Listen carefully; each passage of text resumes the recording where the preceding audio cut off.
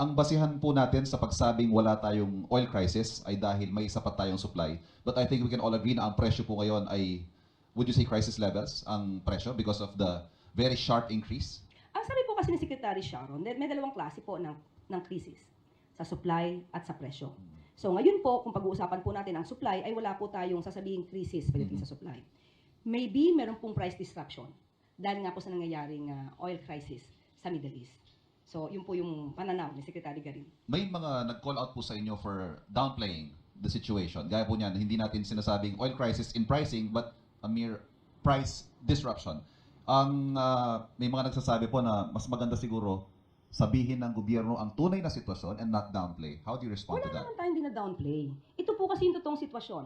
Nagsusumika po ang pamahalaan sa utos ng Pangulo na dapat hindi magkulang ang supply ng produktong petrolyo.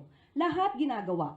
Nandiyan na rin po ang pagbibigay ng tulong ng DSWD, nandiyan po ang pagtatrabaho ng DOE, pati po ng DA at ibang ahensya. Isama na po natin ang DSWD. So in other words, ayaw po na maramdaman ng mga kababayan natin na may kulang tayo sa supply.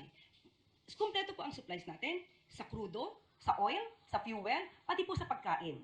So, siguro po kung ikukumpara sa ibang bansa, mas napagbibigyan po ng atensyon ng Pangulo na dapat na ang mga kababayan natin, kahit presyo po ay tumataas, dahil nga po ito ay dulot ng sigalot sa Middle East, gusto niyang iparamdam ng Pangulo na kaya ng gobyerno, nandiyan ang gobyerno para sa taong bayan, at hindi po pababayaan ng Pangulo at ng gobyerno ang mga nararanasan natin. Pero, katulad ng sinabi niya sa kanyang mensahe, tayo po ay magtulungan. Kung may kailangan matipid, kailangan magtipid. Hindi po kasi natin mapapasubalian. We just cannot ignore the issue that there is really crisis in Middle East. At nagiging party po tayo dito, kahit gusto, hindi man natin gustuhin, talaga pong maaapektuhan tayo. That's the reality.